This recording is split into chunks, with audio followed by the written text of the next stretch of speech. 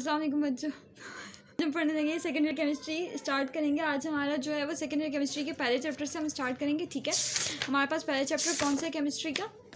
पहला सब चैप्टर जो हमारे पास basically chemistry of representative elements. ठीक है, अब इस चैप्टर में जो हम पहले बेसिक इंट्रो और बेसिक चीज़ें हमें पता होनी चाहिए कि हमारे पास कौन सी चीज़ क्या होती है। तो यहाँ पे इस लेक्चर के थ्रू मैं आपको समझाती हूँ। ठीक है, हमारे पास देखो यहाँ पे केमिस्ट्री में हमें पता है कि पीरियड्स और ग्रुप्स का कॉन्सेप्ट होता है। ठीक है, अब पीरियड्स क्या होते हैं और ग्रुप्स क्या होते हैं?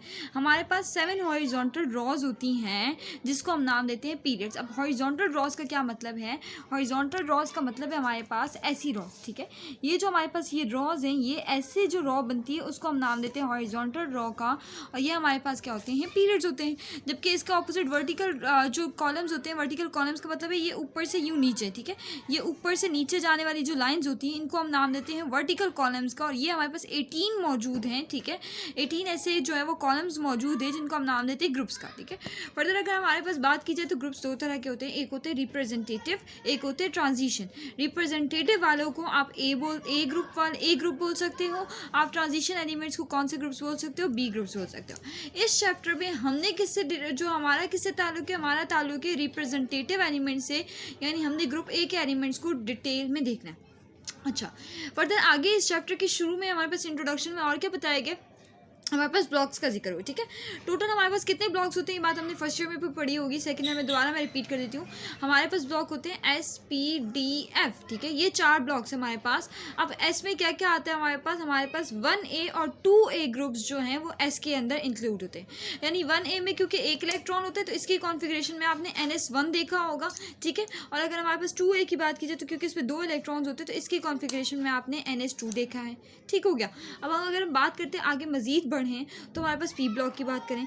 पी ब्लॉक में कितने का हमारे पास ग्रुप्स आते हैं? हमारे पास 3A से, यानी 2 से आगे 3 से ऑनवर्ड्स 8 तक जो हमारे पास ग्रुप्स आते हैं वो पी ब्लॉक में आते हैं। ठीक है, अब 3 में कितने इलेक्ट्रॉन्स होते हैं? 3 में 3 इलेक्ट्रॉन होंगे। 8 में कितने होंगे? 8 में 8 इलेक्ट्रॉन्स होंगे। आप इनके ग्रुप्स के हिसाब से आप इनके इलेक्ट्रॉन्स याद करोगे। अगर 1A है तो 1 इलेक्ट्रॉन होगा, अगर 2A है तो 2 होंगे, और अगर 3A है तो 3 इलेक्ट्रॉन होंगे। तो यानी हमने कॉन्फिगरेशन में कितने इलेक्ट्रॉन्स देखने? 3। तो यहाँ पे आप में एस के अंदर कितने इलेक्ट्रॉन्स आ सकते हैं? अब ये बात भी हमें पहले से पता है कि एस ऑर्बिटल में 2 इलेक्ट्रॉन्स आते हैं, पी में 6 आते हैं, डी में 10 आते हैं, एफ में 14 आते हैं। ठीक है, तो अब इस हिसाब से NS में हमने 2 भर दी है। अब हमें कितने चाहिए? 3 इलेक्ट्रॉन्स चाहिए थे, तो 2 तो आ गए। 2 से मजीद ज़्यादा तो मैं एस के अंदर डाल नहीं सकती हूँ। तो अब क्या होगा? अगला जो नेक्स्ट एक इलेक्ट्रॉन हमारे पास बचा है, जो कि हमारे पास तीसरा इलेक्ट्रॉन है, 2 मिनट, हाँ, जो कि हमारे पास तीसरा इलेक्ट्रॉन है वो हमारे पी में चला जाएगा। और अब आप देखो 2 + 1 कितना हो गया? 3 इलेक्ट्रॉन, तो ये 3A की कॉन्फिगरेशन हो गई। इसी तरह आप 8 की बात करो तो 8 में NS2 में 2 इलेक्ट्रॉन्स है हमारे पास, और हमारे पास पी में 6 इलेक्ट्रॉन्स हैं, तो 6 + 2 हमारे पास 8 हो जाते हैं इलेक्ट्रॉन्स। तो ये हो गई हमारे पास A ग्रुप्स की बात। अब अगर हम बात करें डी ब्लॉक की, तो डी ब्लॉक बी ग्रुप के जो ये ट्रांजिशन एलिमेंट्स है तमाम, ये तमाम के तमाम इनकी जो है वो डी ब्लॉक के अंदर आते हैं, और इनकी कॉन्फिगरेशन होती है NS2।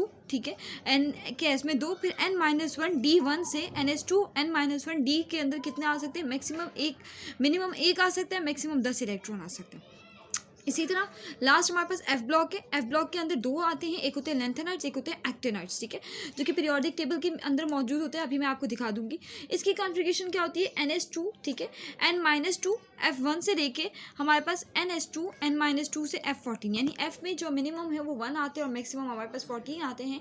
ये जो 2 B और हमारे पास F की जो कॉन्फ़िगरेशन है, इसमें ऐसा कोई कॉन्सेप्ट नहीं है, आपको याद करना पड़ेगा।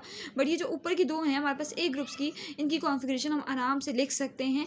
बट हमारे पास क्योंकि ये यहाँ पे सेकेंड ईयर केमिस्ट्री में इंक्लूड ही नहीं है, तो हम ये लिखना नहीं सीखेंगे। हाँ, इसको हम सीखेंगे क्योंकि ये फर्स्ट ईयर का टॉपिक होगा, तो इसको मैं कॉन्फ़िगरेशन का टॉपिक जो हम फर्स्ट ईयर में कवर करेंगे। अब आगे हमारे पास अगर हमने बात करें तो हमने यहाँ पे, मैं बुक में दिखाऊँ तो हमने क्या क्या चीज़ें पढ़ ली हैं। ठीक है, अब हमारे पास हमने ये पीरियोडिक टेबल है। ठीक है, अगर हम इस पीरियोडिक टेबल की बात करें तो यहाँ पर हमारे पास ये है ग्रुप 1 और ये ग्रुप 2 है। ठीक है, ग्रुप 1 में आप देखो हमारे पास है lithium, sodium, potassium, rubidium, caesium, francium. ये 1A ग्रुप ग्रुप ऊपर लिखा हुआ है, ठीक है। ये हमारे पास है 2A ग्रुप। 2A में हमारे पास beryllium, magnesium, calcium, strontium, barium, radium आ रहा है। और ये हमारे पास क्या होगा, ये हमारे पास S ब्लॉक एलिमेंट्स हो गए, जिनको हम अल्कली मेटल्स भी कहते हैं, ठीक है।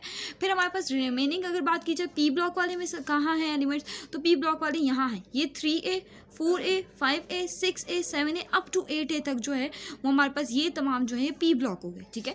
अब बाकी जो D ब्लॉक में कहाँ पे आ रहे हैं, D ब्लॉक जो हमारे पास यहाँ पे पीरियोडिक टेबल P और S के बीच में ये तमाम जो येलो कलर से आपको दिख रहा है, ये हमारे पास पूरे D ब्लॉक के एलिमेंट्स हैं। और F ब्लॉक के एलिमेंट्स पीरियोडिक टेबल के लास्ट में इन्होंने दिखाए हैं, जो कि यहाँ पे शो नहीं हुए हैं। ये हैं लैंथेनाइट्स और एक्टिनाइट्स, जो कि हमारे पास F ब्लॉक के अंदर आते हैं। तो ये पीरियोडिक टेबल हो गया। अभी तक हमने ये पढ़ लिया है, ठीक है, हमने पीरियोडिक टेबल देख लिया। अगर मैं आगे बात करूँ तो हमने ये इंट्रोडक्शन पूरा का पूरा कवर कर लिया है। अब मैं बात करती हूँ ट्रेंड्स की।